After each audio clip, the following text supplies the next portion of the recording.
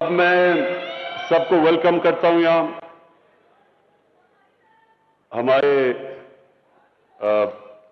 ہمارے منسٹرز صوبائی اور فیڈرل منسٹرز اور ابھی جو الیکٹ ہوئے ہیں آزاد کشمیر کے پریزیڈنٹ وہ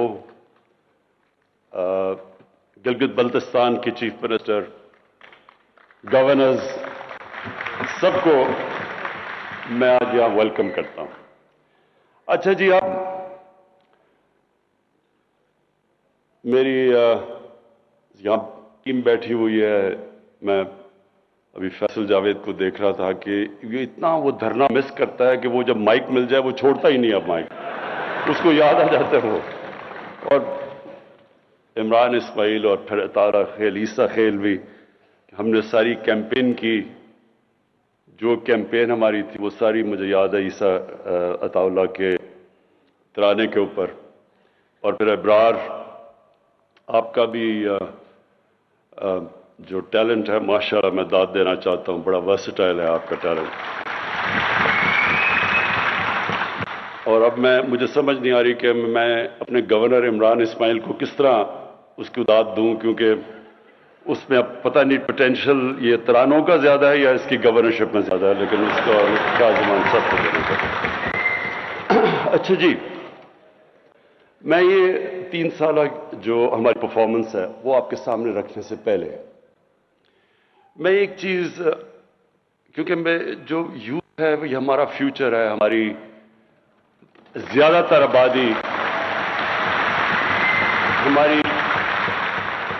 آبادی یوتھ ہے، 30 سال کی عمر سے کم اکثریت ہے ہماری ملک میں، تو اس لیے یوتھ میں خواتین بھی شامل ہوتی ہیں، وہ علیحدہ نہیں ہے یوتھ سے۔ اچھا ایک منٹ، یوتھ ونگ آپ نے چپ کر کے شور نہیں بچانا، آرام سے سننی ہے میری بات، آپ سنیں، نعرے نہیں، ابھی نعرے نہیں۔ اچھا جی سنیں، میں سب سے پہلے اپنی صرف یہاں بھی لیکن سارے پاکستان کی یوتھ کے لیے جو پیغام میں آج دینا چاہتا ہوں وہ یہ کہ دیکھیں، جب ہم 5 وقت کی نماز میں، وہ کئی 5 وقت پڑھتے ہیں کئی نہیں پڑھتے، لیکن نماز میں ہم ایک چیز مانگتے ہیں اور وہ ہے کہ اللہ ہمیں ان کے راستے پہ لگا جن کو تو نے نعمتیں بخشیں، اس راستے پہ نہیں جو اپنی تباہی کے راستے پہ نکل گئے۔ میں صرف چاہتا ہوں کہ اس کے اوپر غور کریں، کیونکہ جو زندگی کا فلسفہ ہے وہ اس چھوٹے سے آیت کے اندر ہے۔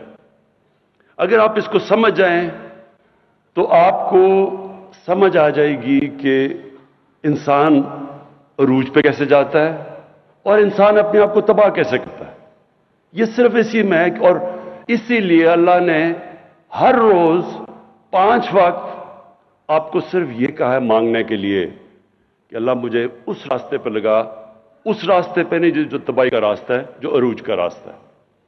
اور وہ جو عروج کا راستہ ہے وہ کس کا راستہ ہے؟ وہ سب سے اللہ کے محبوب، سب سے عظیم انسان جو کبھی نہ اس طرح کا عظیم انسان آیا ہے اور نہ آئے گا، ہمارے نبی صلی اللہ علیہ وسلم۔ اب یہ سمجھنے کی بات ہے، جب اللہ ہمیں حکم دیتا ہے کہ ان کی زندگی سے سیکھو تو اللہ بے نیاز ہے، یہ صرف وہ ہماری بہتری کے لیے اللہ کہتا ہے۔ اگر ہم نے ایک عظیم انسان بننا ہے تو اللہ نے راستہ بتا دیا، اور اسی لیے یہ ضروری ہے کہ ہماری یوتھ کو، ہمارے بچوں کو، خاص طور پر آج کل کے زمانے میں بہت ضروری ہے اس چیز کا سمجھنا کہ ہم جب ان کے راستے پہ چلتے ہیں تو ہم اپنی عظمت کے راستے پہ جاتے ہیں۔ اور جب ابھی یہ ساری جو سٹرگل کی ویڈیوز دکھائی گئی ہیں کہ ہماری، اور واقعی بڑی لمبی سٹرگل ہے، 25 साल और 22 साल पहले इक़्तिदार के बाहर, तो ये मेरी इंस्पिरेशन क्या थी स्ट्रगल की। ऐसे ऐसे वक्त थे जबकि 5-6 लोग रह गए थे जो एक्टिव पार्टी में रह गए थे। एक वक्त ऐसा था कि पार्टी सुकड़ के 5-6 लोगों की रह गई थी, बाकी घरों में बैठ गए थे। और ऊंच नीच आती है, हर तंजीम में, इंसान की जिंदगी में ऊंच नीच आती है। और वो जो बुरा वक्त था, और जब लोग मजाक उड़ाते थे, मुझे कई लोगों ने कहा कि जी हमें शर्म आती है, हम जब घर जाते हैं हमारा मजाक उड़ता है कि आप तहरीक इंसाफ में हैं। कई मेरे अपने, बल्कि यहां भी 1-2 बैठे होंगे जिनको याद होगा कि वो जब घर जाते थे तो उनकी बीवी क्या कहती थी जब वो कहते थे मैं तहरीक इंसाफ में हूं। तो ये मेरी इंस्पिरेशन, सोचे ना मुझे, मैं एक इंसान जिसको अल्लाह सब कुछ दे चुका था, बड़ा नाम था, कोई किसी चीज की कमी नहीं थी, तो सोचे कि मुझे ये बार बार ये सुनना पड़ता था, मजाक उड़ाते थे लोग। कई लोग वैसे ही क्रिकेट के दिनों में मेरे खिलाफ हुए थे, क्योंकि वो जेलसी होती है, जो कामयाब इंसान होता है उससे लोग जेलस होते हैं। तो वो उनको मौका मिल गया कि अच्छा जी अब तो ये नीचे आया तो उसको बुरा भला कहो। देखिए, मैंने सिर्फ एक चीज में देखता था कि हमारे नबी सल्लल्लाहु अलैहि वसल्लम, उन्होंने भी बड़ा मुश्किल वक्त गुजारा। अल्लाह के हबीब थे, इंसान जिसको सबसे ज्यादा अल्लाह पसंद करते थे। तो अगर अल्लाह उनको 13 साल उनकी जिंदगी अगर आप स्टडी करें, कितने मुश्किल वक्त से वो गुजरे थे। कोई जरूरत नहीं थी उनको, कामयाब थे, वो खुश थे, कामयाब बिजनेसमैन थे, ताजर थे, कोई उनको जरूरत नहीं थी, सारे ये इज्जत करते थे, सादिक और अमीन थे, फैसले कराने के लिए सारे उनके पास जाते थे। तो एकदम जब वो राय हक पे आए तो लोगों ने मजाक उड़ाया उनका, क्या क्या नहीं किया उनसे, और वो कितनी तकलीफ से गुजरे। तो मैं हमेशा उनकी जिंदगी से सीखता था, क्योंकि हमें कुरान में हुक्म था। और ये आप सबके लिए, और मैं खास तौर पर अपने यूथ के लिए कहना चाहता हूं, देखिए ये जो 2 रास्ते हैं कि उनके रास्ते पर लगा जिनको नेमतें बख्शी, तो क्या वो नेमतों का रास्ता आसान रास्ता है? अगर आसान होता तो सबसे ज्यादा नेमतें तो उन्होंने नबी सल्लल्लाहु अलैहि वसल्लम को बख्शी थी, तो उनका तो बड़ा मुश्किल रास्ता था।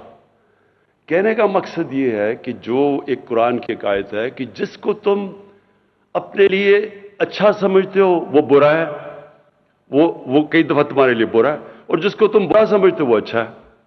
मतलब यह कि कभी भी बुरे वक्त से डरना नहीं चाहिए। जब मैं पहली दफा जब प्राइम मिनिस्टर बना तो मैंने पहली बात की कि ये मुश्किल वक्त है, लेकिन घबराना नहीं है, क्योंकि मुश्किल वक्त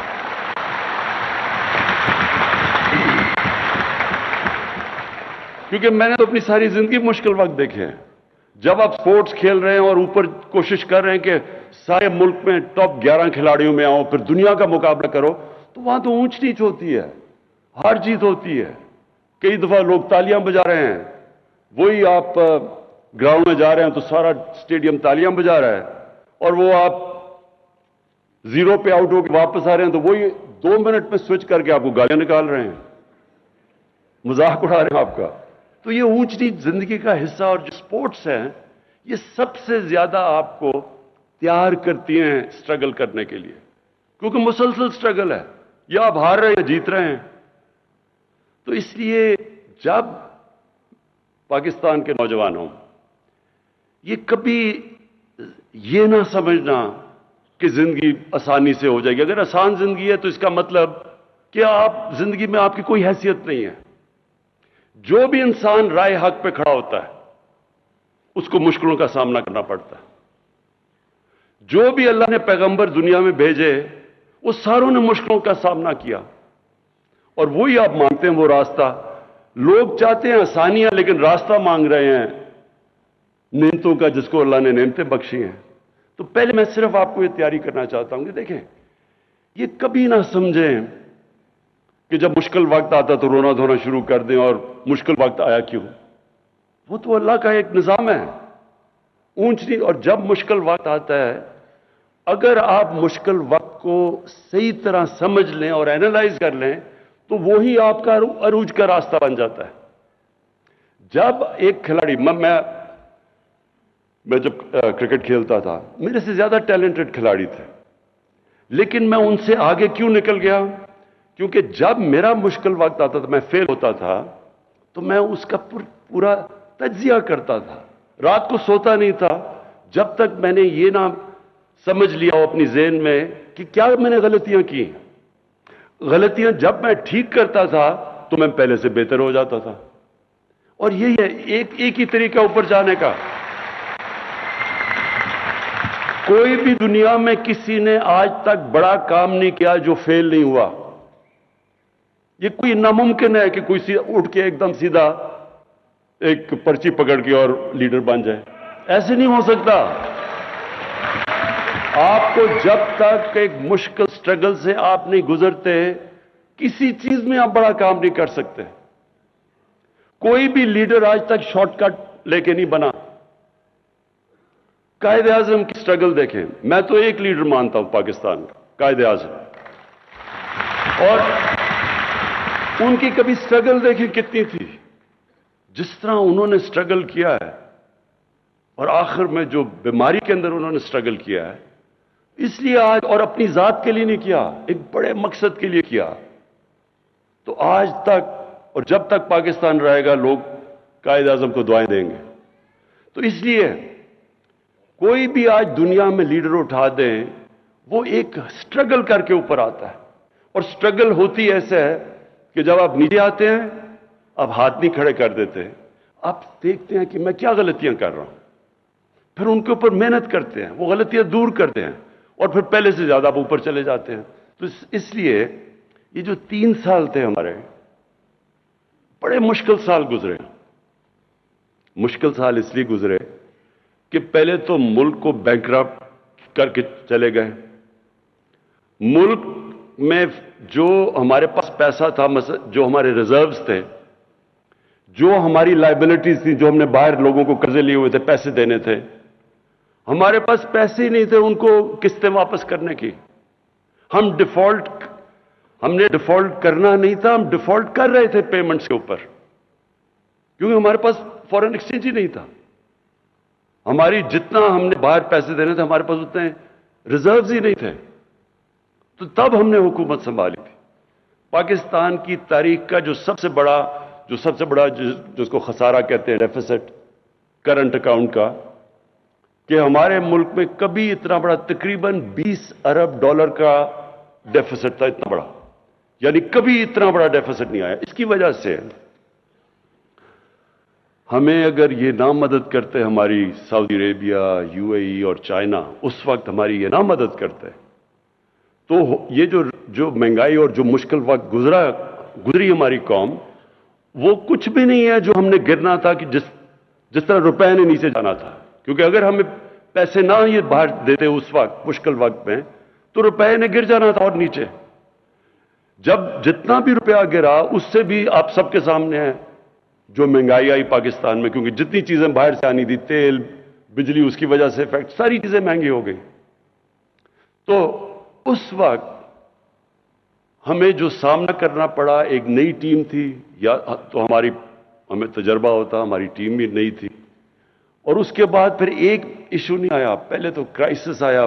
اس کے مشکلوں سے IMF کے پاس جانا پڑا، پیسے ہی نہیں تھے ہمارے پاس، مجبوری IMF کے پاس جانا پڑا. اور جب IMF کے پاس آپ جاتے ہیں تو جس طرح کوئی بھی جس سے آپ قرضہ لیتے ہیں، وہ پوچھتا ہے کہ میرا پیسہ واپس کیسے کرو گے، اور وہ پھر شرائط لگا دیتا ہے کہ میرے پیسہ واپس کرنے کے لیے آپ کو بجلی بھی مہنگی کرنی پڑے گی، کیونکہ بجلی میں خسارہ ہے، آپ کو روپے کی قیمت گرانی پڑے گی، آپ کو ٹیکس لگانے پڑیں گے. اور جب وہ IMF کی آپ شرائط پہ چلتے ہیں تو عوام کو تکلیف ہوتی ہے، عوام مشکل وقت سے گزرتی ہے. تو ہم اس مشکل وقت سے سال کے بعد نکل ہی رہے تھے کہ کورونا آ گیا. کورونا سے پہلے بھی ایک چیز ہوئی، پلوامہ آ گیا. وہ میں صرف پلوامہ میں اللہ نے ہمیں بڑی کامیابی دی، اور میں آج اپنی ख़ास तौर पे अपनी फ़ौज का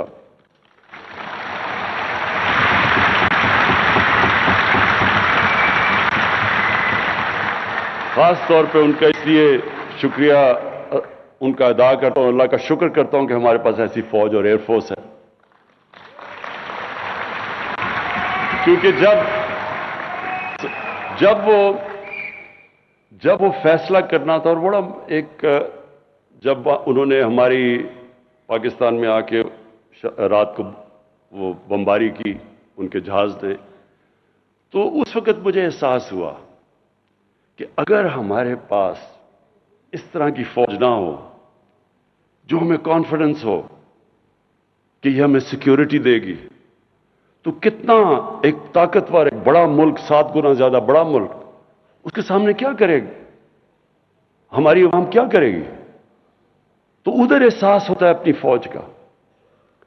और फिर मुझे ये इन 3 सालों में जो सबसे ज्यादा तकलीफ हुई कि जिस तरह ये जो माफिया है, इन्होंने हमारी फौज के खिलाफ जो तकरीरें की, जो स्टेटमेंट्स दी। लेकिन मैंने भी फौज की तनकीद की हुई है माजी के अंदर, मैंने भी की है। कोई भी इदारा है, अदलिया है, वो भी गलतियां करती है, फौज भी गलतियां करती है, हम पॉलिटिशियंस गलतियां करते हैं। लेकिन ये तो नहीं मकसद कि आप अपनी फौज को बुरा भला कहना शुरू हो जाए और फौज के पीछे पड़ जाए, और फौज के पीछे इसलिए पड़े हैं कि आप चाह रहे हैं कि किसी तरह फौज गवर्नमेंट को गिरा दे, या अपने आप को डेमोक्रेट्स कहते हैं और उनके पीछे पड़े हुए हैं एक डेमोक्रेटिक गवर्नमेंट को गिरा दें। तो इसलिए जो उन्होंने तनकीद की, और बाहर जो पूरी, हमें पता है कि हिंदुस्तान की लॉबी पूरी तरह कोशिश में है कि पाकिस्तानी फौज को बुरा भला कहे, उसके पीछे पड़े। अभी जो अफगानिस्तान में हो रहा है, पूरा जोर लगाया हुआ कि जी ये तालिबान सिर्फ जीते हैं पाकिस्तान की फौज की वजह से, और पूरी कैंपेन चली हुई है हमारी फौज को डिस्क्रेडिट, और अब से नहीं, देर से चल रही है। और यहां बैठे हुए लोग पूरा उन्होंने महाज बनाया हुआ है फौज के खिलाफ। और मैं ये आपको कहता हूं कि मुझे मैंने वैल्यू किया अपनी फौज को जब वो पुलवामा हुआ, कि हमें एक कॉन्फिडेंस था, इसलिए हम दिलेरी से उनको कह सकते थे, नरेंद्र मोदी को, कि अगर तुमने कुछ किया तो हम तुम्हें वापस जवाब देंगे। अगर हमारी फौज अगर ना होता ये, तो खुद सोच ले कि मैंने पता नहीं क्या मुश्किल वक्त गुजरना था। अच्छा, उसके बाद कोरोना हो गया। अब कोरोना के अंदर आप लोगों को पूरी तरह अंदाजा नहीं है कि वो कितना हमारे लिए मुश्किल वक्त था। एक मिनट बस, अब आपने मुझे इंटरप्ट नहीं करना, ओके? साथ वालों ने पकड़ के उसको बाहर निकाल देना अगर किया। अच्छा सुना जरा,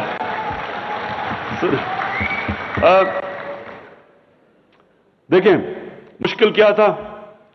हम देख रहे थे बाहर, वहां जनाब स्पेन के अंदर, इटली के अंदर, इंग्लैंड के अंदर, वो उनके हॉस्पिटल भरे हुए हैं, लोग सड़कों पे हैं उनके, यानी जो मुल्क जिनके पास हमारे से 30-30, 40-40 गुना बड़ा जीडीपी था, दौलत थी, वहां हम हालात देख रहे थे, और वो सारों ने लॉकडाउन किया हुआ था। फिर उधर से देखा जी नरेंद्र मोदी ने भी लॉकडाउन कर दिया, तो सारों ने हमें प्रेशर डाला कि आप भी लॉकडाउन करें, और वो बहुत मुश्किल वक्त था। हाँ, लॉकडाउन तो करना चाहिए कि अगर आपकी ये बीमारी फैल रही है, हमें पता है कि लॉकडाउन से वो रुक जाती है, वो कम हो जाती है, फैलती कम है। लेकिन साथ कि हमारे वो लोग जो दिहाड़ीदार थे, जो गरीब लोग थे, जो दिन को पैसा बना के बच्चों को खिलाते थे, तो उनको क्या बनना था। और बड़ी हमारी ऑपोजिशन के मेंबर्स ने तनकीद की, और लोग, मेरी अपनी पार्टी में भी कई लोग घबरा गए कि एकदम ये हो रहा है, और अगर और फैल गया, हमारे हॉस्पिटल से प्रेशर पड़ गया। लेकिन मेरा ये ईमान है, हमने फैसला किया, और बड़ा मुश्किल फैसला किया, कि हम जो भी हो जाए, हम ये पूरी तरह लॉकडाउन नहीं करेंगे, क्योंकि हमारे गरीब भूखे मर जाएंगे। और उसकी वजह से मेरा ये ईमान है कि अल्लाह ने उसकी बरकत आई हमारे ऊपर, उसने बचा लिया हमें, हमने अपने। और फिर ये सुने, वर्ल्ड इकोनॉमिक फोरम ने पाकिस्तान की मिसाल दी कि वो मुल्क है जिसने अपनी बेहतरीन तौर पे अपनी इकोनॉमी बचाई। वर्ल्ड हेल्थ ऑर्गेनाइजेशन ने पाकिस्तान की मिसाल दी कि कोरोना से इन्होंने सबसे बेहतर तरीके से उसको उन्होंने हैंडल किया। और फिर इकोनॉमिस्ट ने कहा कि पाकिस्तान वो दुनिया में 3 मुल्कों में से है जिसने अपनी इकोनॉमी भी और कोरोना को भी हैंडल किया। इधर मैं फिर अपनी टीम को, क्योंकि अगर हम गलत फैसला कर लेते, मैं आज आपको बताऊं, यहां लोगों ने भूखे मरना था, जो आज हिंदुस्तान में हो रहा है।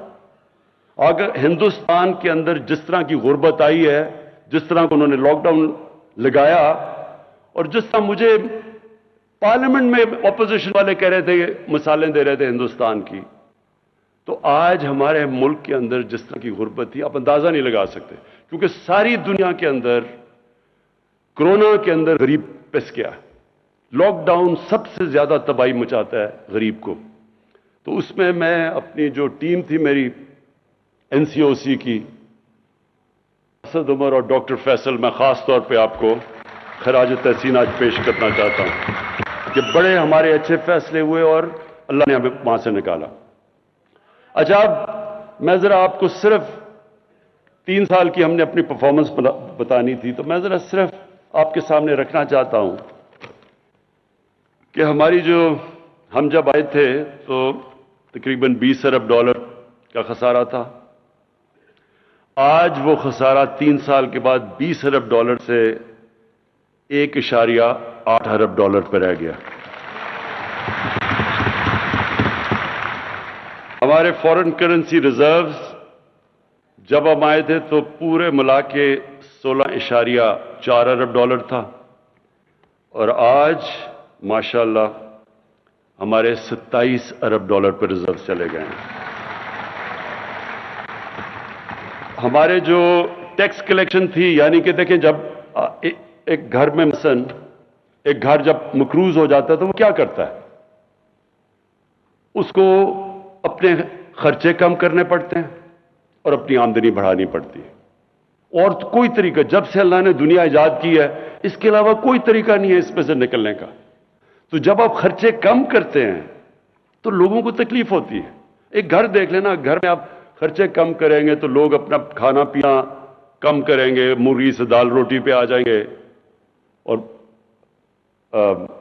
बच्चों को अच्छे से स्कूल से निकाल के दूसरे स्कूल में डाल देंगे, क्योंकि आपको मुश्किल वक्त से तो गुजरना पड़ता है। हर घर को जब ये एक घर मकरूज हो जाता है उसको ये करना पड़ता है, तो तब घर वालों को तकलीफ होती है।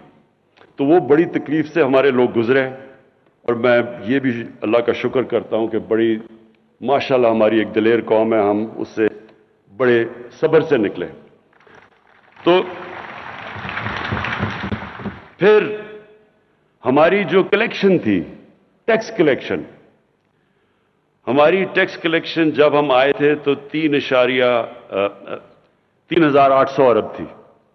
3,800 अरब रुपया हमारी टोटल टैक्स कलेक्शन थी। आज वो पहुंच गई है 4,700 अरब पे हमारी टैक्स कलेक्शन। और ये जो सारे मैं आपको फिगर्स दे रहा हूं, ये साग डार के नहीं है, ये असल है। उसके बाद हमारी जो रेमिटेंसेस हैं, जो बाहर से, और हमेशा ये याद रखें, आपका इस मुल्क का सबसे बड़ा असासा बैरून मुल्क पाकिस्तानी है। ये सबसे बड़ा हमारा असास है। इन्होंने हमें इस वक्त, हमें इस कौम को उनका खास शुक्रिया अदा करना चाहिए, क्योंकि इन्होंने हमें बड़े मुश्किल वक्त से निकाला। हमारी रेमिटेंसेस थी जब हम आए, जो ओवरसीज पाकिस्तानी जो पैसा भेजते थे, वो थी 19.9 अरब डॉलर, और आज हमारी रेमिटेंसेस पहुंच गई हैं 29.4 अरब डॉलर। तकरीबन 10 अरब डॉलर एक्स्ट्रा रेमिटेंसेस आए। अच्छा, फिर जो हमारा, जिस वक्त हम बिल्कुल शुरू में आए तो जब खर्चे कम किए, हमारी इकॉनमी कमजोर हुई, बेरोजगार हो गए। आज देखें जरा हालात, आज हमारे जो इकोनॉमी, जो इंडस्ट्री जो उठाती है इकोनॉमी, उसमें जो इजाफा हुआ है वो 18% हुआ है। ये 10 साल के बाद हमारी इतनी तेजी से इंडस्ट्री ऊपर जा रही है, जिससे लोगों को रोजगार भी मिल रहा है। और हमारा जो कंस्ट्रक्शन का सेक्टर है, जो सबसे ज्यादा रोजगार देता है, उसमें सीमेंट 42% उसकी सेल्स बढ़ी है। हमारे जो एग्रीकल्चर है, 1100 अरब रुपया हमारा इजाफी किसानों के पास किया है, इजाफी किया है। और उसके वो नजर आता है कि रिकॉर्ड हमारी मोटरसाइकिलों की बिकी हैं, रिकॉर्ड ट्रैक्टर हमारे बिके हैं, और गाड़ियों की सेल 85% बढ़ गई है। टोयोटा ने अपनी सारी तारीख में इतनी गाड़ियां नहीं बेची जो आज बेची हैं। इसका मतलब कि लोगों के अंदर खुशहाली आ रही है। और फिर जो हमारे आने से, अब जो मैं दूसरी चीज कहना चाहता हूं कि हमारा आने में तीन चीजें, हमारा जो स्लोगन है कि इंसाफ, इंसानियत और खुददारी। तो इंसाफ के लिए, इंसाफ क्या है? इंसाफ का मतलब कानून की बालादस्ती, कानून की हुक्मरानी। मैं जरा सिर्फ आपको समझाता हूं कि इसमें मकसद, फर्क क्या होता है। जिधर कानून की हुक्मरानी होती है वहां सब कानून के सामने एक बराबर होते हैं। जब ताकत की हुक्मरानी होती है तो ताकतवर के लिए कानून और कमजोर के लिए दूसरा। मैं आपको एक मिसाल देता हूं, जो पाकिस्तान में अगर आपको आसानी से आप समझ जाएंगे कि असल में हमारा मुल्क का सबसे बड़ा मसला क्या रहा है, और वो है कि यहां रूल ऑफ लॉ, कानून की हुक्मरानी नहीं हुई। आसिफ जरदारी 88 से लेकर 90 तक पीपल्स पार्टी की हुकूमत पावर में थी। 90 को उनकी गवर्नमेंट जाती है और नून लीग आ जाती है। Asif Zardari prime minister house से सीधा जेल में चले जाते हैं करप्शन पे।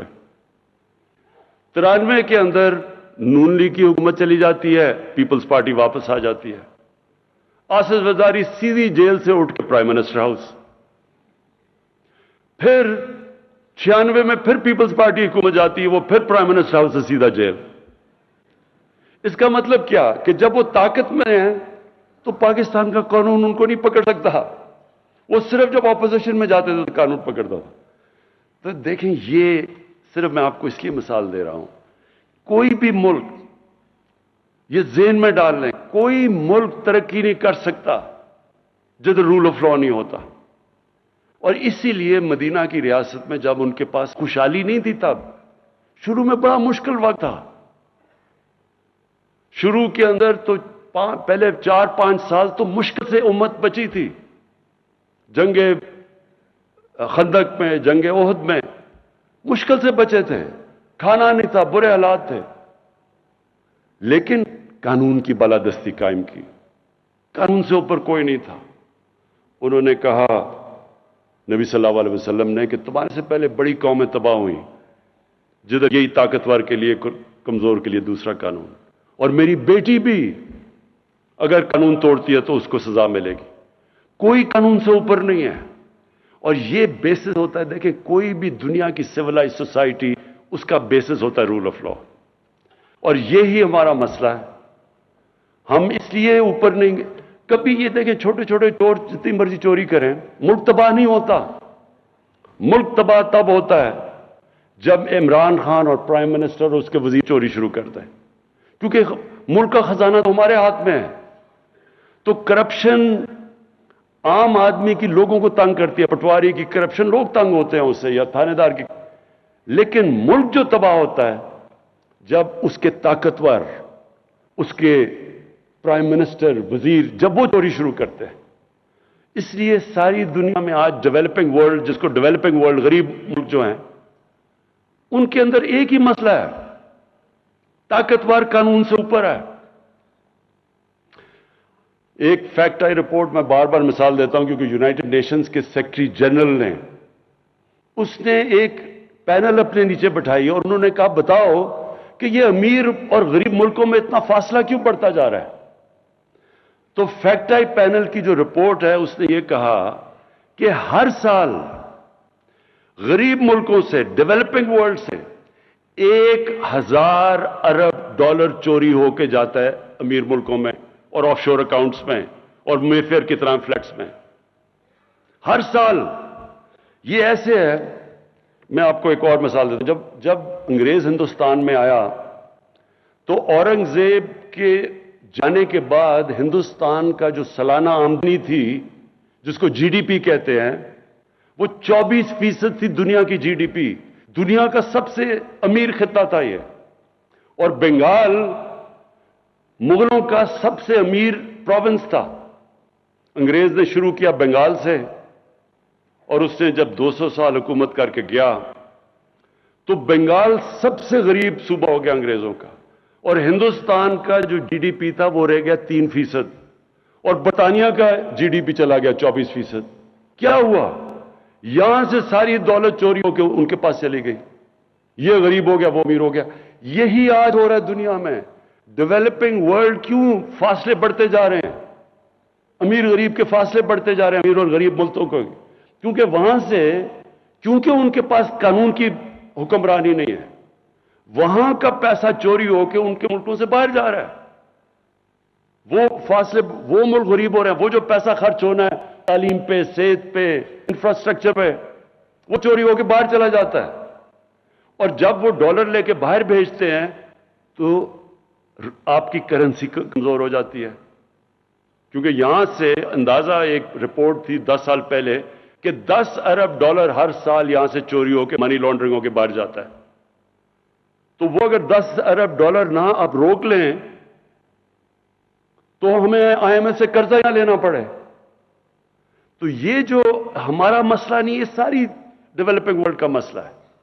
इसलिए ये जो रूल ऑफ लॉ है, ताकतवर को कानून के नीचे लाना, ये एक जिहाद है। अल्लाह कुरान में कहता है कि मेरी जमीन में इंसाफ कायम करो। ये हमारा फर्ज है। और इसलिए ये है असल में जंग जो 3 साल में हमने सबसे ज्यादा लड़ी है। जो इब्रार ने बताया कि जी मायूसी फैला देते हैं, ये कौन मायूसी फैला रहा है? ये वो माफियाज हैं। वो माफियाज हैं जो चाहते हैं कि गवर्नमेंट फेल हो, क्योंकि वो पुराना जमाना फिर आ जाए जिधर लूटमार शुरू है। उनकी पूरी कोशिश है कि आपकी ये तहरीक इंसाफ की हुकूमत कामयाब ना हो और हमारी जो कोलिशन गवर्नमेंट है, क्योंकि वो चाहते नहीं है। क्योंकि उनके लिए आसान, यहां से मुल्क से पैसा निकाला, बाहर ले गए, बाहर बड़े बड़े घर और प्रॉपर्टीज ले ली। तो मैं सिर्फ अब आपको, हम जब आए हैं, जरा मैं आपको बताऊं कि फर्क क्या पड़ा है। क्या फर्क पड़ा है कि हमारे आने से पहले। अब मैं जरा 2 आपको फिगर्स देता हूं। पंजाब की पहले बताता हूं कि पंजाब की एंटी करप्शन, इन्होंने नून लीग के 10 सालों में जो टोटल पैसा एंटी करप्शन ने रिकवर किया था वो 2.5 अरब रुपया था। हमारे सिर्फ अभी 3 सालों में पंजाब की एंटी करप्शन ने 450 अरब रुपया अब तक रिकवर कर चुके हैं। यही नैब थी, यही कानून थे नैब के। नैब ने अपने 18 सालों में, हमारे आने से पहले 18 सालों में जो पूरा अब तक पैसा उन्होंने रिकवर किया था वो 290 अरब रुपया था। और हमारे 3 सालों में उन्होंने 519 अरब रुपया रिकवर कर चुके हैं। और इसलिए आप देखते बड़ा शोर मचा हुआ है।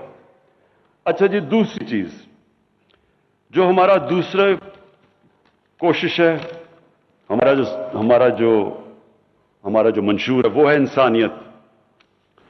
इंसानियत का मतलब ये कि बजाय एक स्टेट जो सिर्फ कानून बनते हैं, जिसको एलीट कैप्चर कहते हैं, सारे कानून, सारी बिजनेस, सारे फायदे एक छोटे से तबके को, अमीर अमीर होता जाता है, गरीब गरीब होता जाता है।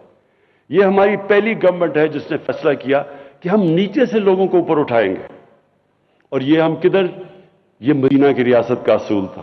पहली दफा फ्लाई रियासत दुनिया की तारीख में मदीना में बनाई गई थी। तो हम उसी पर चल रहे हैं। और हमने वो प्रोग्राम्स किए हैं जो पाकिस्तान की तारीख में किसी ने नहीं किए।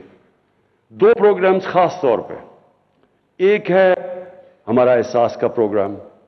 हमारा जो एहसास का प्रोग्राम है, इससे पहले 110 अरब रुपया सिर्फ दिया जाता था निचले लोगों की मदद करने के लिए, गरीब लोगों की। उससे हमने 260 अरब पे ले गए हैं। 110 से 260 अरब पे हमारा चला गया। हमने जो एहसास पे, जब कोरोना हुआ तो जो पैसा खर्च किया हमने एहसास पे, वर्ल्ड बैंक ने रेट किया, जो सारी दुनिया में पैसे खर्च कर रहे थे ना कोरोना के दौरान, तो वर्ल्ड बैंक ने जो हमारी रेटिंग दी हमारे एहसास के प्रोग्राम को, वो सारी दुनिया में नंबर 3 पे पाकिस्तान था कि सबसे बेहतरीन, शिफाफ और एफिशिएंट तरीके से हमने पैसे बांटे। और एहसास प्रोग्राम के अंदर और भी खास तौर पे मैं, जो हमारी कोशिश है कि अपनी औरतों को हम उठाएं। हमारी औरतें खास तौर पे जो गरीब इलाकों में हैं, जो देहातों में हैं, इनको हमारी पूरी कोशिश उठाने की, और इनको बेहतरीन तरीका उठाने का क्या है? तालीम देना। एहसास प्रोग्राम के अंदर हमने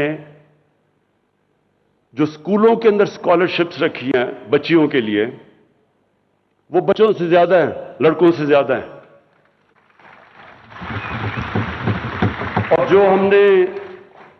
और जो हमने अंडर ग्रेजुएट स्कॉलरशिप्स दी हैं, वो औरतों को भी 50% है और लड़कों को भी, स्टूडेंट्स को भी, मेल को भी 50% है।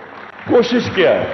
देखिए, मैं ये टीवी प्रोग्राम देखता हूं, ये आजकल ये जो अफगानिस्तान के ऊपर प्रोग्राम्स हो रहे हैं, यूरोप, सारी दुनिया मगरब में, कि जी वो अफगानिस्तान की औरतों की बड़ी बुरी, उनको सबको फिक्र पड़ी अफगानिस्तान की औरतों की।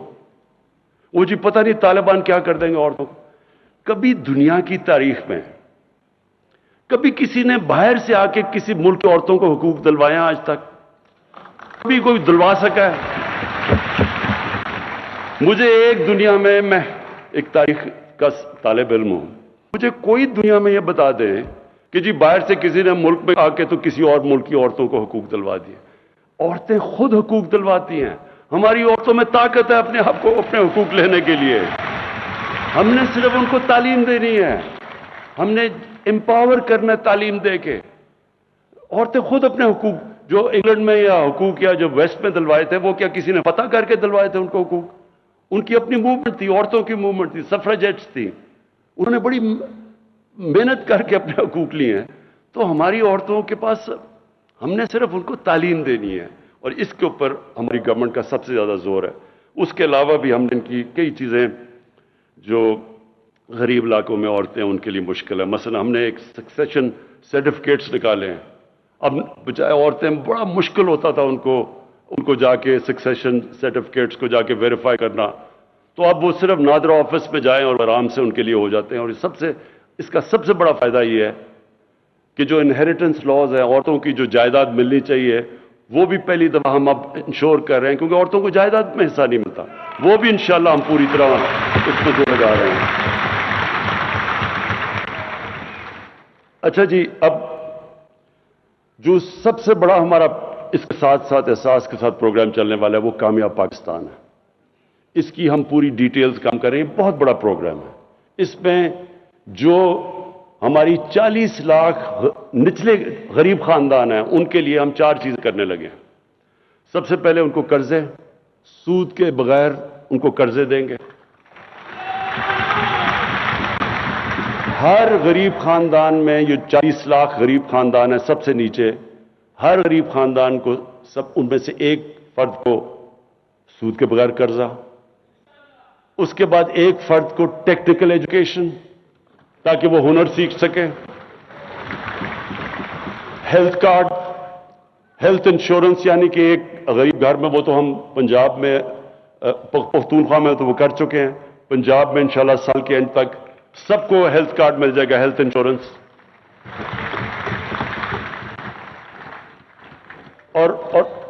और उसके अलावा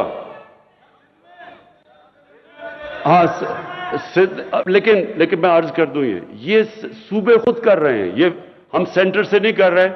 इंशाल्लाह जब ये सारी सूबों में हो जाएगा, तो सिंध को भी प्रेशर पड़ जाएगा, सिंध के ऊपर भी, कि उनको भी देने पड़ेंगे हेल्थ कार्ड। और फिर जो हमारा बहुत बड़ा प्रोग्राम है, जो हमने अफोर्डेबल हाउसेस, लोगों को घर देने हैं, गरीब तबकों को, जो आज तक कभी पैसे उनके पास नहीं होते घर बनाने के लिए, तो एक गरीब खानदान को हम पूरा सूद, उनको हम وہ قرضے دیں گے، یعنی جس طرح کہ اگر انہوں نے مہینے کا کرایہ دینا ہے، وہ کرایہ کی جگہ وہ قسط ہو جائے گی اور ان کا گھر اپنا ہو جائے گا۔ کسانوں کے لیے کسان کارڈ، یہ پہلی دفعہ ابھی پنجاب میں شروع ہے، یہ ہماری ساری انشاءاللہ جدھر بھی آزاد کشمیر میں بھی، گلگت بلتستان اور پختونخوا میں بھی، اس کا مقصد یہ ہوگا کسان کارڈ کا کہ بجائے کسان کے اوپر واؤچرز ہوتے تھے اور بڑے مشکل ہوتے تھے، ان کو پیسہ بھی نہیں نیچے پہنچتا تھا، اب ان کو کارڈ ملے گا، اس کارڈ کے اوپر جو بھی سبسڈی ہے، کھاد کے اوپر ہے، ٹیوب ویل کے اوپر ہے، کیڑے مارنے والی دوائیوں پہ ہے، اور اگر کوئی فصل ان کی خراب ہو جائے تو ڈائریکٹ کارڈ پر اب ہم سبسڈی دیں گے۔ یہ انشاءاللہ سال کے اینڈ تک پورا کسان کارڈ ساری جگہ چلا جائے گا۔ اور کسانوں کے لیے اس کے علاوہ 10 ڈیمز بن رہی ہیں پاکستان میں، انشاءاللہ اگلے 10 سال تک ہماری 10 ڈیمز پوری ہو جائیں گی۔ 2025 میں مومن ڈیم سب سے پہلے بن جائے گی، اس کے بعد پھر داسو، اور اس کا یہ ہوگا پہلی دفعہ پاکستان میں 50 سال میں کوشش کی ہے کہ پاکستان کے ریزروائرز بڑھے تاکہ کسانوں کو پانی زیادہ ملے، کیونکہ آگے پانی کا بڑا مسئلہ آ رہا ہے۔ اور پھر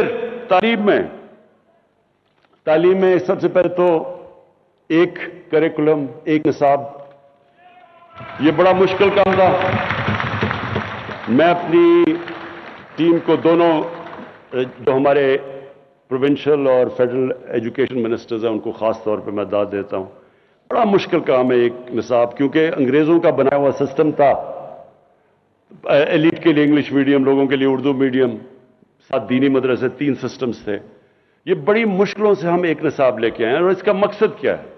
اس کا مقصد یہ ہے کہ عام لوگوں کو جن کو موقع ہی نہیں ملتا اوپر آنے کو کیونکہ ان کو انگریزی نہیں آتی، تو ان کو انگریزی بھی سکھائی جائے، اور دوسری طرف جو انگلش میڈیم ہے وہ بالکل ایک علیحدہ ہی قوم نہ بن جائے، وہ ان کے اندر بھی پاکستانیت ڈالیں۔ اور ساتھ ساتھ جو سب سے بڑی چیز انشاءاللہ اگلے 5 مہینے میں ہو جائے گا، 8، 9 اور 10 میں کلاسز میں ہم ایک سیرت نبی کا پورا ایک کورس شروع کر رہے ہیں۔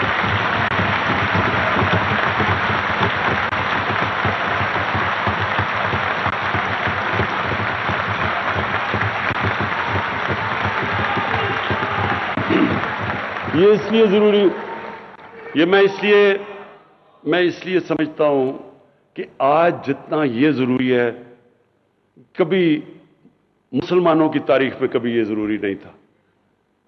ضروری تو خیر ہمیشہ تھا، جس طرح میں نے شروع میں کہا کہ کوئی اس قرآن میں جب انہوں نے ان کو رول ماڈل بنا دیا ہماری بہتری کے لیے، جو ان کو فالو کرے گا وہ اوپر چلا جائے گا، جو مدینہ کی ریاست کے اصولوں پہ قوم کھڑی ہوگی وہ اوپر چلی جائے گی۔ یہ تو اللہ نے اس لیے ہمیں ان کی سنت پہ چلنے کو کہا ہے۔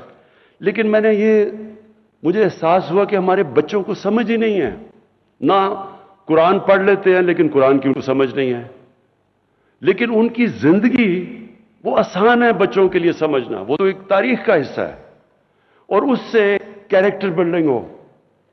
میں پھر سے کہتا ہوں، جب میں نے جو چیزیں آج کل دیکھ رہا ہوں، یہ موبائل فون کے بڑے فائدے ہیں، ٹیکنالوجی ہے، بچے کئی چیزیں اب سیکھ جاتے ہیں، نالج وہ مل جاتی ہے جو کبھی پہلے نہیں تھی، لیکن اس کے ایک نیگیٹو سائیڈ ہے۔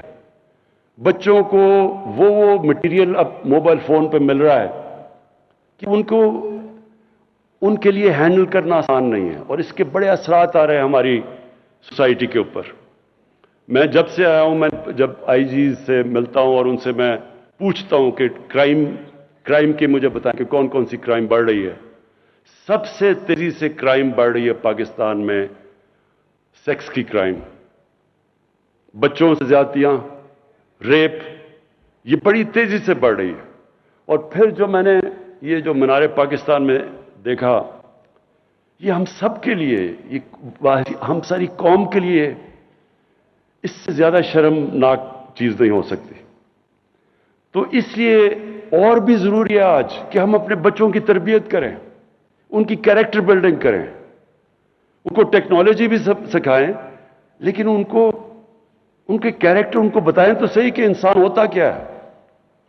انسان صرف روبوٹ نہیں ہے جو صرف ٹیکنالوجی پہ چلتا ہے، इंसान में इंसानियत तब आती है जब उसको पता तो चले कि मैं अच्छे बुरे की तमीज क्या है, मैं दुनिया में किस लिए आया हूं, मेरा हिसाब लिया जाएगा। इंसान में ईमान आता है, ये नहीं आता, ये तो अल्लाह का फैसला है। लेकिन हमारा काम है उनको तरबियत देना, अपने बच्चों को, उनको एक किस्म के उनको हथियार देना तरबियत से, ताकि वो मुकाबला कर सकें। ये बिल्कुल एक नई किस्म की उनके लिए इंफॉर्मेशन आ रही है। ये बहुत ज़रूरी है, क्योंकि अगर इस वक्त मैं जो अभी इब्रार ने बिल्कुल ठीक बात की कि जिस तरह की इस वक्त इंफॉर्मेशन आ रही है, ये बिल्कुल हमारे दीन से भी बच्चों को दूर लेके जा रही है, हमारे कल्चर से, हमारी पाकिस्तानियत है। तो इसलिए इंशाअल्लाह ये जो हमारी कोशिश है कि सारे बच्चों को हम 8, 9 और 10 के अंदर जो भी बच्चा है जिस मर्जी स्कूल में, इंग्लिश मीडियम, उर्दू मीडियम, सबको सीरत नबी के ऊपर पूरा सही सिखाया जाएगा। और फिर ये जो हमारी पूरी कोशिश है कि जो हमारे इलाके पीछे रह गए हैं, बलूचिस्तान पीछे रह गया, हमारा कबायली इलाका जो पुराना कबायली इलाका था वो पीछे रह गया, वहां भी गुर्बत है, पढ़ाई वहां भी कम है। तो उन सारे इलाकों के लिए हमने स्पेशल पैकेजेस दिए। बलूचिस्तान में हमारी गवर्नमेंट नहीं है, सिंध में हमारी गवर्नमेंट नहीं है, लेकिन हमने सिर्फ गुर्बत के ऊपर स्पेशल पैकेजेस दिए हैं। हमने 14 सिंध की डिस्ट्रिक्ट्स, 9 बलूचिस्तान की डिस्ट्रिक्ट्स और गिलगित बल्तिस्तान, उनके लिए हमने 1300 अरब रुपया हमने एलोकेट किया है इनको उठाने के लिए।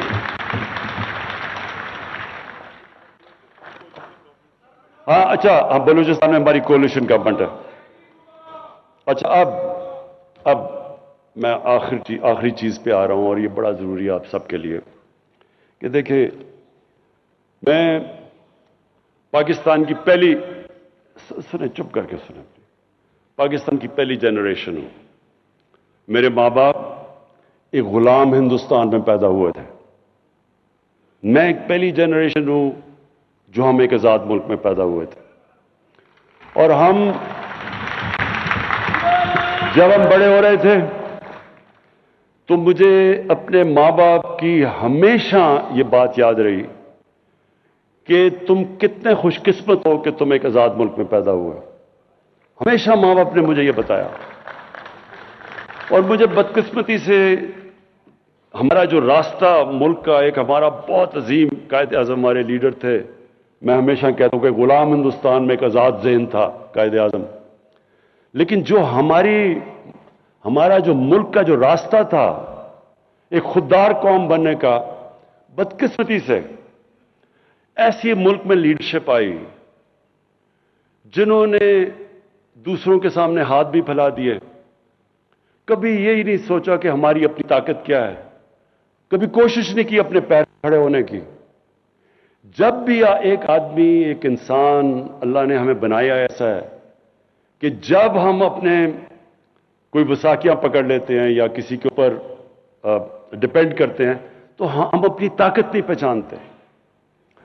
मौलाना रूमी ने एक दफा कहा कि जब तुम्हें अल्लाह ने पर दिए हैं, चूंटियों की तरह जमीन पे क्यों रेंग रहे हो? जब हम अपनी ताकत ही नहीं पहचानते और हम लोगों के सामने हाथ फैला देते हैं, हम अपनी इज्जत और वकार खो बैठते हैं। कभी कोई इंसान किसी दूसरे इंसान की इज्जत नहीं करता जो दूसरे इंसान के सामने हाथ फैलाता है। और मैं ये 3 सालों के अंदर जो सबसे मुश्किल मुझे चीज लगी वो ये कि हमारे मुल्क के माशी हालात इतने बुरे थे तो कि मुझे दूसरे मुल्कों के सामने उनके पास जाके मांगना पड़ा, कर्जे मांगने पड़े। और मैं आपको यकीन दिलाता हूं ये सबसे मुश्किल चीज है, क्योंकि जो मर्जी आप कर ले, जी मेरा दोस्त है, आप दोस्त तो छोड़ें, आप अपने मां बाप से भी तीसरी दफा पैसे मांगने जाएं तो देखिए मां बाप भी थोड़े बदल जाते हैं आपकी तरफ, आपके भाई बहन बदल जाते हैं। ये अल्लाह के सामने हाथ फैलाओ, अल्लाह खुश होता है आपसे। इंसानों के सामने हाथ फैलाओ, वो आप नीचे गिर जाते हैं उसके सामने। اس لیے ہم نے یہ بڑا غلط راستہ یہ جو چنا، اس کی وجہ سے ہم نے کبھی کوشش ہی نہیں کی اپنا پوٹینشل کہ کتنا عظیم، کتنا بڑا تحفہ دیا اللہ نے.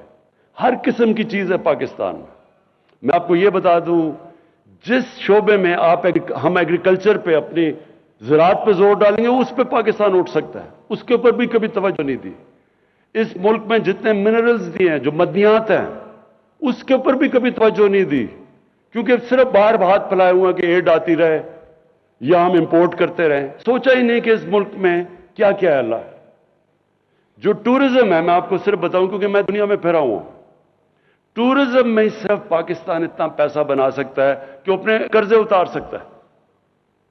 صرف ٹورزم پہ کبھی کسی نے توجہ ہی نہیں دی، کیونکہ چھٹیاں ان کی لندن میں تھی. کسی کو کیا پتا کہ یہاں پاکستان میں کیا پوٹینشل ہے.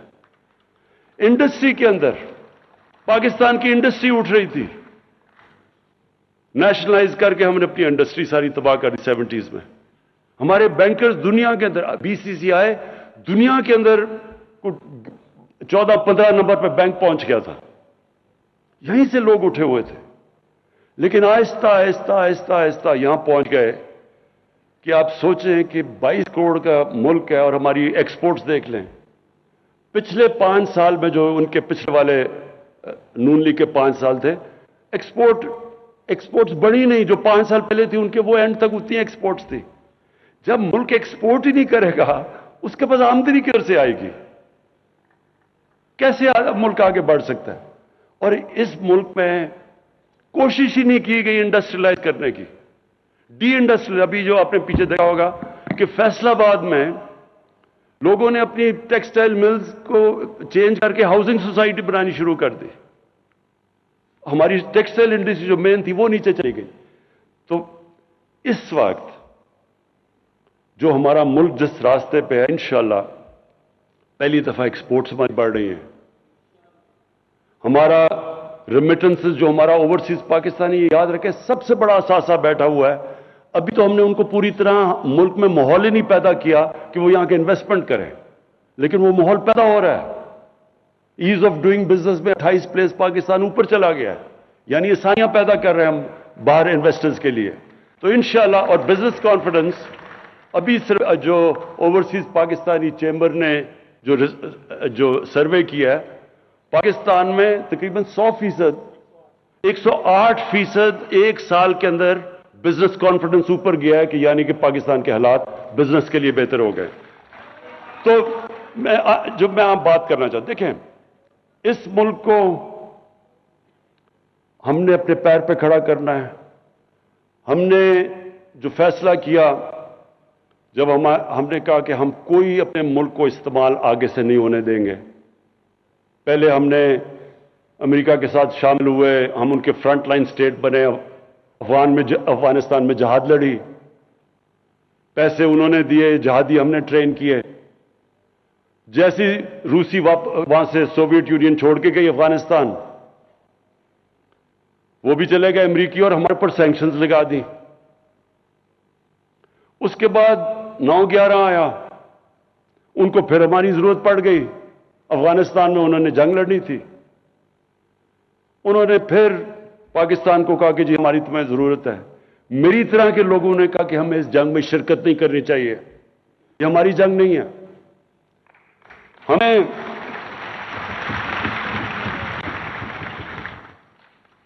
تو جارج بش نے یہ نومبر 2001 میں اس نے کہا، جب اسے ضرورت تھی ہماری، کہ اس باری ہم پاکستان کو نہیں بھولیں گے، ہم ابینڈن نہیں کریں گے اس باری پاکستان کو. لو جی امریکہ کی جنگ میں شامل ہو گئے، کہا جی ہماری جنگ ہے، پیسے ان سے لے رہے ہیں، جنگ ہماری ہے، ہم ان کی مدد کر رہے ہیں اور وہی بمباری کر رہے ہیں ہمارے پہ. 480 ڈرون اٹیکس کیے ہیں پاکستان کے اوپر. کبھی دنیا کی تاریخ میں یہ نہیں ہوا کہ ایک ملک کو اپنے ہی الائے بمباری کر رہا ہے، یہ کبھی دنیا میں نہیں ہوا. وہ لوگ جو بیچارے مرتے تھے ڈرون اٹیکس میں، وہ سارے بدلہ لیتے تھے پاکستان سے، ہماری فوج سے. ہمارے ادھر فوجی بھی شہید ہو رہے ہیں، ہمارے بم دھماکے ہو رہے ہیں، 70 से 80 हजार लोगों की हम कुर्बानी देगी किसी और की जंग लड़के, और उसके बाद वही हमें कहना शुरू हो गया कि नहीं जी आपकी वजह से हम अफगानिस्तान में कामयाब नहीं हुए। तो इससे हमें क्या सबक मिलता है? कभी हमने अपने आप को किसी से इस्तेमाल होने नहीं देना,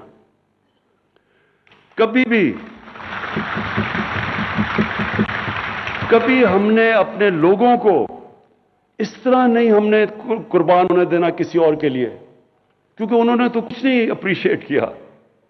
लोग हमारे मरे, तबाही हमारी हुई, डॉलर हमारा, इकोनॉमी हमारी तबाह हुई, कबायली इलाके के जो लोगों, आधे लोगों ने नकल मकानी की, कबायली इलाके उजड़ गए, क्या मिला उससे? और वो इसलिए कि हमें गलत आदतें पड़ी हुई हैं। हमें जी एड मिल जाएगी, चलो जी मदद कर दो किसी की। तो इसलिए ये जो खुददारी है, देखिए एक इंसान, एक कौम खड़ी तब होती है, रिस्पेक्ट ही दुनिया में तब होती है जब वो खुददार हो। तो हमारी फॉरेन पॉलिसी अब ऐसी है कि हमने कोई किसी के साथ, हमने अमन में शिरकत करेंगे, किसी की जंग में हमने शिरकत नहीं करनी।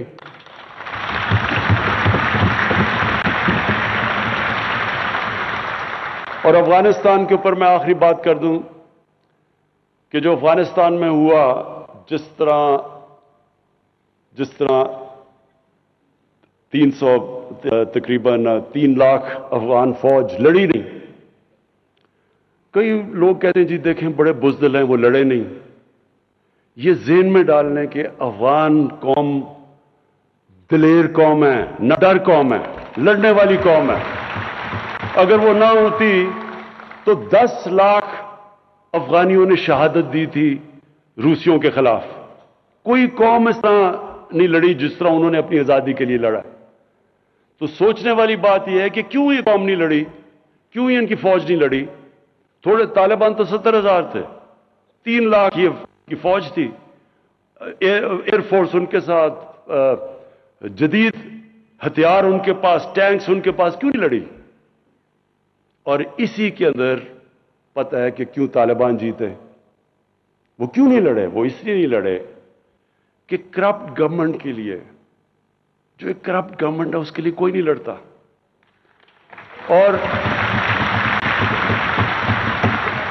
और दूसरी चीज, अफगानियों की एक साइकी है, वो हमेशा जो बाहर से आता है, जो उनके ऊपर फतह करने की कोशिश करता है, वो कौम उनके अगेंस्ट खड़ी हो जाती है। वो आजाद अपनी आजादी के लिए लड़ते हैं। तो वो कभी भी किसी एक गवर्नमेंट जो बाहर से अमेरिकी उसको बैक कर रहे हैं, उन्होंने उसके लिए नहीं लड़ना था। जिस तरह सोवियत यूनियन, उन्होंने जब पूरी कोशिश की अफगानिस्तान पे कब्जा करने के लिए, वो फेल हो गए, इसलिए कि वो लोग आजादी चाहते हैं। और अब जो हालात है अफगानिस्तान में, हमारी पूरी कोशिश होनी चाहिए, और मैं दुनिया की कम्युनिटी को कहता हूं, पूरी कोशिश होनी चाहिए कि अफगानिस्तान की इस वक्त उनकी गवर्नमेंट की मदद करें।